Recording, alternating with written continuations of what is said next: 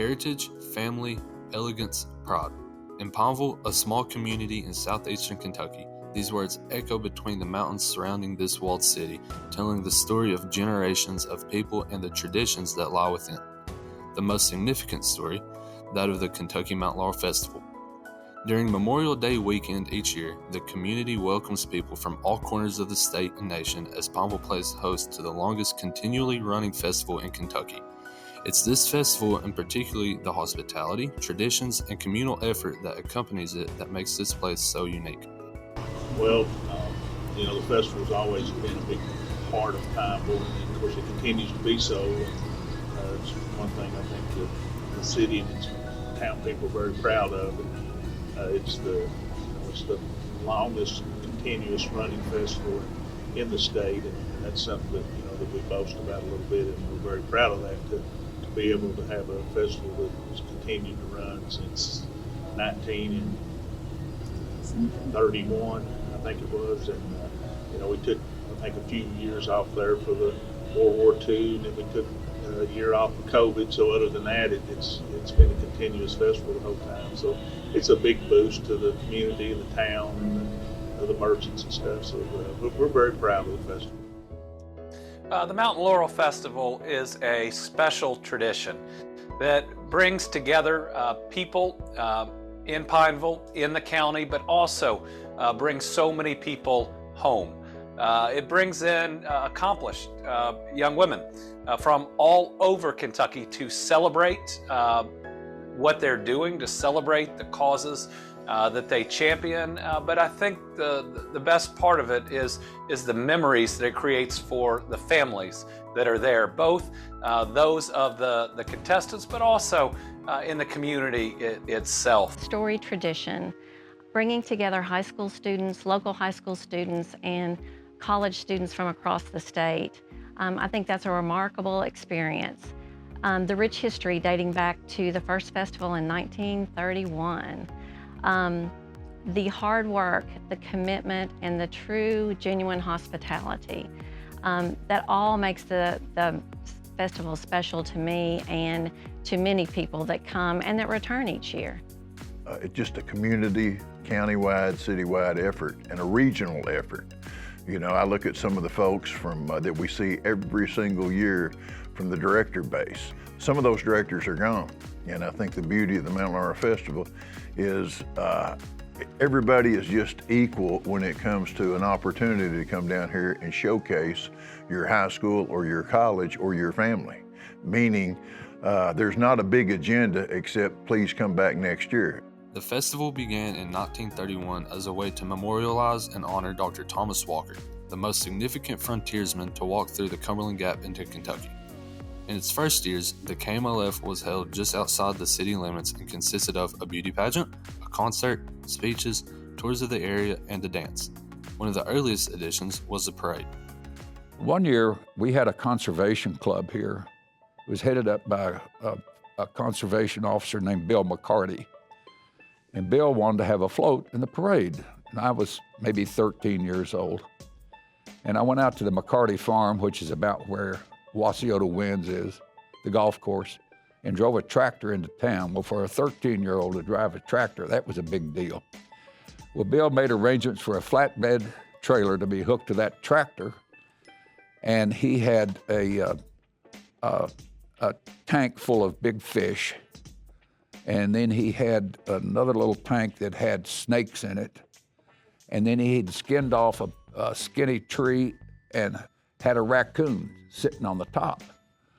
And he said, now, Eddie, when you get in front of the governor, stop, and Dickie's going to display these animals. So I got in front of the governor and stopped the tractor. And Dickie reached in that tank and held up a fish, and the governor applauded, and they all thought it was just great. Then he reached in the other tank and held up a snake, and the governor just applauded. He reached up and grabbed that raccoon, and it turned around and grabbed him. And he wouldn't let go.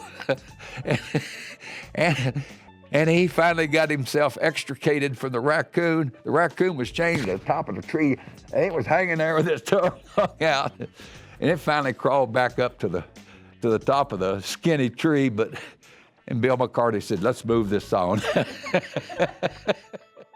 Today, the pageant and many of the early customs still remain, but the festival has adapted and transformed with each generation.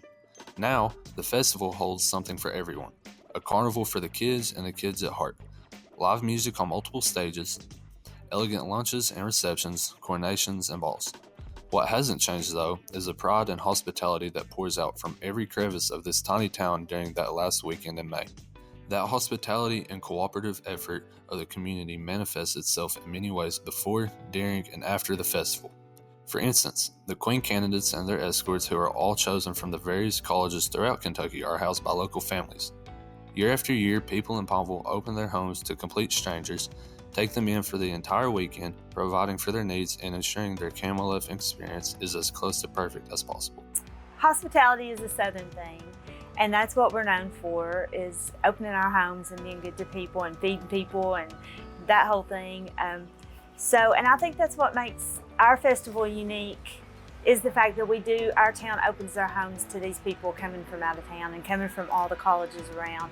So we open our homes to these candidates and their escorts, and they actually get to see how we live and be a part of our little town rather than going to a hotel and being a visitor. So the Kentucky Mount Laurel Festival was something that I had never heard of, even as a senior in college. I wasn't familiar with it. I'm from Campbellsville originally, the central Kentucky area, and I just wasn't familiar with the festival. And when I mentioned to some of my family members that I had been nominated as the Queen candidate, my grandmother actually let me know what a prestigious event that I was coming to, and that it was, a part of history, and really kind of got me excited and prepped for coming to the Mount Laurel Festival. And then when I came, I learned that I would be staying with a host family. I just expected that there would be a hotel or something where all of the candidates stayed, and I found out quickly, I think at that time there wasn't even really a hotel here besides maybe the lodge, and they let us know we would be staying with host families. And I'm a people person. I get along with anybody pretty much. So I wasn't too worried about staying with another family because I'm type A personality. But at the same time, you're going to be in someone else's space. You're going to be living with them, staying with them. So I was a little bit reserved, just hoping that I got, a great match and someone that would help really show me what KMLF was all about and what I was experiencing during my little piece of the Kentucky Mount Laurel Festival history. We kept University of Kentucky's candidate. Her name was Jeffra Bland. So she came, and that year she won. So we became really good friends and close with her family. And she had to come back the next year, of course. So after that, we just, we would spend 4th of July with them because their little town had a big 4th of July festival. So we would go to that with them, and they always come here during our festival. And then we would meet up some throughout the year. But it started out with just her and her mom coming. Then it was her and a boyfriend, or her and a husband. And now we're to her, a husband, 4 kids, and her mom. From the time that I got out of the car with my suitcase and my ball gown and all of my clothes for the week, I was met on the front porch and greeted by just the sweetest, most kind host mom, Shanda. And we just hit it off instantly. Anything that I needed that weekend, they welcomed me with open arms. She had all of my favorite snacks, all my favorite drinks. It was the true definition of Southern hospitality. They made me feel, honestly, like I was a princess for the entire weekend, or a queen for the entire weekend. It was truly just one of the most rewarding experiences of my life. My family, even since I was a kid, you get up on Saturday morning, you go to the parade, you come home, you cook out or have dinner or whatever, and then you get ready and you go to the Cove to see who's going to be your new queen. That's the excitement of Saturday. And then you always have visitors and family in. Most people do. So yeah, it's kind of like it's kind of like Christmas in the springtime. Everybody getting together and enjoying each other and seeing each other that you've not seen in a long time. So that's a lot of the tradition with it. And every year I just look forward to, coming back and just helping carry on the tradition. Now I get to bring my kids back with me, and they're getting to experience it. Today I took my daughter up to the Cove to watch this year's festival, and it was just such a sweet and special moment. You know, hearing her talk about, Mom, someday I want to be in the festival, and someday I want to be in the parade, and I would love to be a Queen candidate, and seeing the history as it transitions, you know, from one generation to the next. Today was really, really a special day. The Princess and Queen coronations are two of the highlights of the festival. Everyone who is a part of the coronation agrees it is much more than a beauty pageant.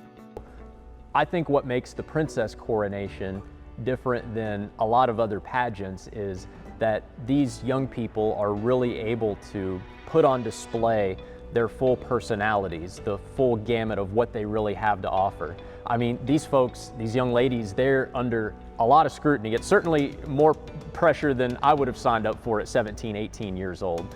But you know, in the days leading up to this, they're being evaluated, they're being graded. People are watching how they interact with other people, how they interact in social situations. And you know, when they come out here and are all dressed up and kind of presenting for the crowd, that's only a small part of it. The Princess coronation is held Friday night in the Old Pineville Gym, and the Queen's coronation is held on Saturday in the Laurel Cove Amphitheater.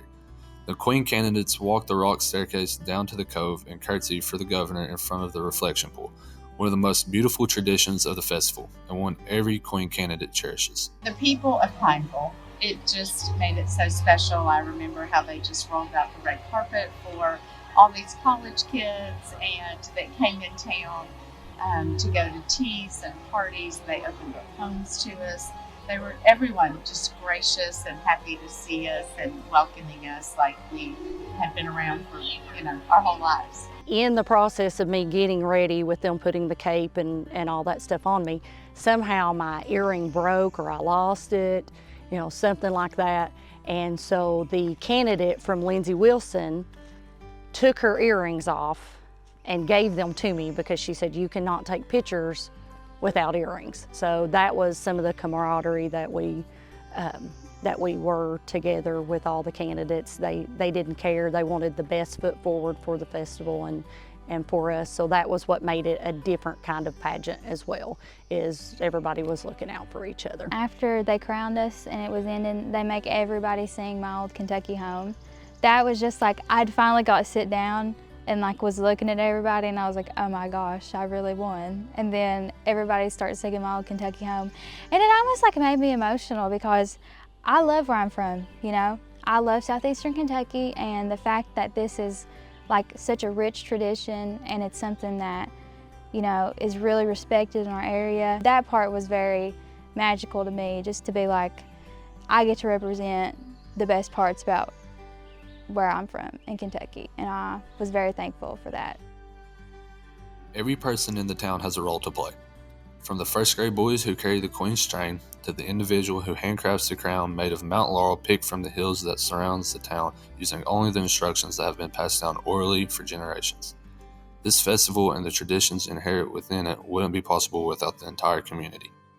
For 85, 90 years now, we have crowned a Queen candidate from somewhere within the United States that is at a college in Kentucky, and we still do that the same way that we did it when the festival began. So there's still a lady somewhere in the shadows that is making a Queen's crown. There's still a lady somewhere in the shadows that is constructing a flower crown for Saturday for that Queen candidate. I think it's the richest tradition that you could possibly have, and over the years we've been able to keep that through the people that continue to run the festival, and we've stuck to our rules and bylaws that people created 90 years ago. We've been able to keep the tradition alive through that, and I think that's very special. You really have to be here and see it to buy into it. You have to see what the festival's all about. It's hard to explain it in words. You really have to come to Pineville, Kentucky and experience the festival yourself to see what takes place. It's just a huge undertaking for a town of 1,200 people, and people from across the state, and parents of guests that we have, parents of Queen candidates and escorts, can't believe that we put on such a wonderful festival. I guess we started out, or I did, with the Mountain Laurel Festival. Maybe 3 years old, my mother would take us to the parade. And being so young, I do remember like putting my hand up and waving to the beautiful, beautiful girls, not knowing really what was happening. But it was always a thrill. Our whole family was excited. I had an older sister who was a little bit more involved and knew more about it than I did. And then, when I was 6 years old, I got to be in the Queen's miniature court, and I thought I had died and gone to heaven. And I remember, it's a little bit different than it is now. The brunettes wore pink dresses, and the blondes wore green. It was pink and green, pink and green. Of course, coming down that aisle, I didn't appreciate it as a 6-year-old, but I think about it now, coming down that aisle and that amphitheater, the naturalness and the beautiness of it, it is breathtaking. Actually, when I was sitting down with my mountain laurel in my hand, I thought I was really the queen at 6 years old. Every year when it comes to be the end of May, I know that I'm gonna get in a vehicle and go to the dance floor with my wife and look at her and wink, and then she's gonna perform for about 20 minutes. And watching her with Mustang Sally has gotta be one of the highlights. And there's no plan soon for her to quit doing that. The festival has ran continuously for 92 years, with the exception of 1942 to 1947 during World War II and during the global pandemic in 2020. Even during the most devastating of times, like the flood of '77, when just 2 months earlier the town was under 15 feet of water, the citizens of Pineville rallied together and hosted one of the most memorable festivals ever. Jerry Roan at that time, who is my cousin, was the chairperson of the Mountain Laurel Festival, and there was question of whether or not we should have the Mountain Laurel Festival. And I think I can just see Jerry's face, and probably the way she always had this little grit on her face, smiling. I wasn't there, but I can only imagine that she was like, oh, we can do this. We're going to have the Mountain Laurel Festival. So it was Jerry's decision to go ahead and to have the festival, and it was a right decision to make. And the whole town just comes together and starts shoveling a little bit faster, sweeping a little bit more so, getting their yards cleaned up the best that they could. So April 7th, 1977, which that was only about 6 weeks before the festival was due to take place. And of course, preparations were already being made, but where we sit today, there was about 24 feet of water right here over our head, and it's settled after 3 days of holding the water. So there was mud everywhere, and there was soon, I guess, before the water ever settled, there was already talk of moving the festival or canceling it. And I was only 15 years old at the time, and I guess I had a new, I don't know, just respect for our community. And, naturally the easiest thing would have been done to cancel it or move it to Hillsboro. They talked about doing that. And of course, the people of Pineville just wouldn't have it. They just, they fell in, they started cleaning up, and they got a lot of coal companies came in and helped them move the mud and the flood and all that stuff. And of course, the school lost all of their stuff too. The band lost their, back in those days, if you were in the band, you wore a band uniform, and like a military uniform, and with the tassels and the hats and all that stuff. So we lost all of that. We lost all the football equipment. UK replaced a lot of her, gave us some of it. But anyway, I'll never forget in 1977, as the Pineville band came down through there, the people of Pineville adopted the slogan, "We shall rise," and all they had on was a white T-shirt that said, "Pineville, we shall rise," and blue jeans. And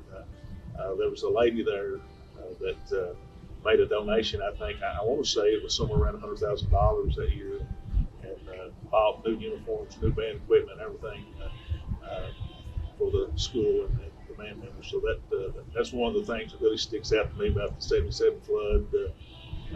Laying sod over here on the courthouse square that was nothing but mud over. I remember a big tractor trailer come in and the football team come up here, and we laid sod all over that courthouse square, so you could have the crafts and everything downtown. So Pineville's just persevered every time there's something that's come up. It don't matter if it's like they step up and meet the call.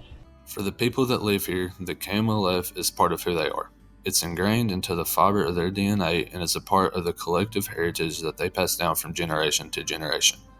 For those that have moved away, it's one of the things that draws them back to the mountains of southeastern Kentucky year after year. It's kind of a homecoming for those of us that don't get back as often as we'd like. We love coming because most everybody's going to be here then.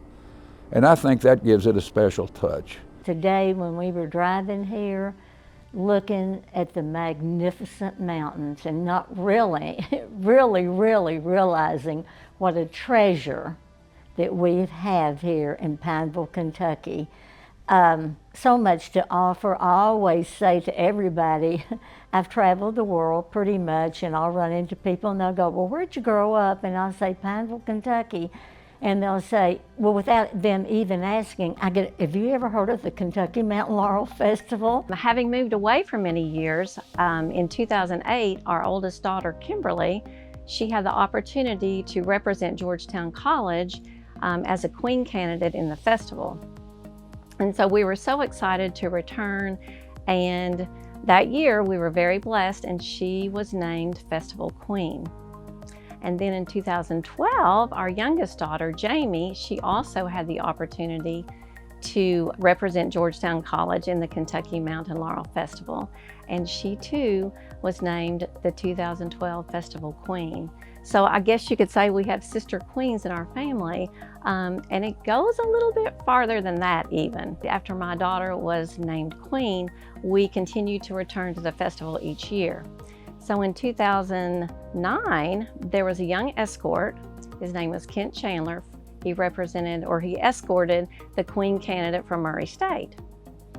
That weekend, my daughter and Kent met, and they exchanged phone numbers, and they began talking and texting, and they began a long-distance relationship. Kent was from the opposite end of the state, Providence, Kentucky. We were from Paris, Kentucky.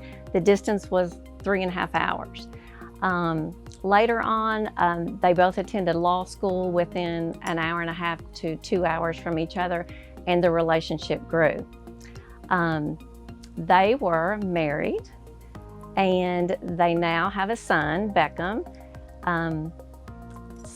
I can never underestimate relationships made through the Kentucky Mountain Laurel Festival. Would they have met if not for the festival? I don't know. I like to think the festival brought them together. As a child, I was always involved in the festival. My family always has been, so I've seen it my entire life. So it always, just from being a small kindergartner, I always wanted to be involved. My grandfather was actually the very first pillow bearer in the very first KMLF, so we are a generation of traditions. I'm the third generation, now chairman, and so it's just something that's always been in my family. I was one of the pillow bearers when I was in kindergarten. I was in the miniature court when I was in first grade. I was in the high school court and represented Pineville High School as the princess candidate when I was a senior. So just different stages throughout my life I've been involved, and it's just been something special that's been in my family. This festival represents the very best of what Pineville, Kentucky is. A place that honors their traditions, values their heritage, and cherishes the community spirit that manifests itself through the hospitable nature of its people. But I also think that people had to really help me as a child to appreciate tradition and to appreciate that there are certain things that are just worth your time, worth your effort, and worth continuing. And I think the Mountain Laurel Festival is just that. And it brings everybody back home, It brings you back here. Memories stay with you for a lifetime. And so when you're a part of something, I mentioned my entire family has been a part of this festival, but everyone in Pineville was a part of this festival. Everyone has had a chance to be a part of this festival. And I think those are the positive things that stay with you in this life. I live a few hours away now. I think that's the situation for a lot of folks who are either grew up here or they have some other sort of connection to the town.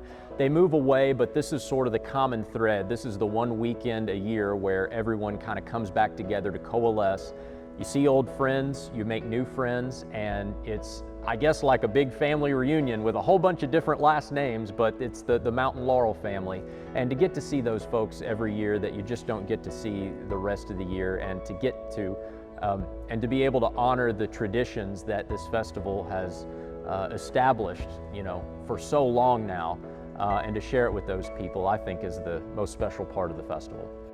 The Kentucky Mountain Laurel Festival is so much more than just those words. What it is, it's what our lives should all be about, which is working together for something that is not about just one, but it's about a whole community that you take pride in, that there's no just one person that you can think about. You just think about collectively, everyone has worked so hard at promoting the beauty of these mountains, and these mountains are gorgeous. And those are the things that we have to, I think, focus on and build on and promote, and to realize that we really are all individually the ambassadors of southeastern Kentucky.